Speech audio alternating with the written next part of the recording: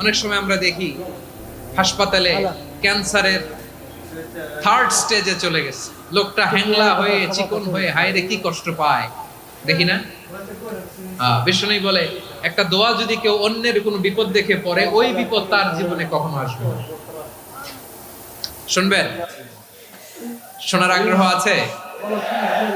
অনেক সময় হয় যে আমরা মহাসড়ক দিয়ে যখন চড়ি, দুর্ঘটনায় আইরে আল্লাহ, দুর্ঘটনায় মানুষের মাথা একদিকে, দেহ আরেকদিকে, ব্লিডিং, এরকম হয় না?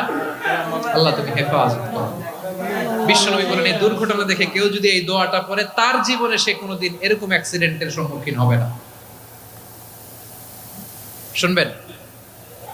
বিশ্বনবী বলেন অন্যের বিপদ দেখে কেউ যদি পড়ে, আলহামদুলিল্লাহিল্লাযী আফানি মিম্মা বাতালাকা বিহি ওয়া ফাদ্দালানি আলা কাসীরিন মিম্মান খালাকা তাফদীলা, মানে প্রশংসা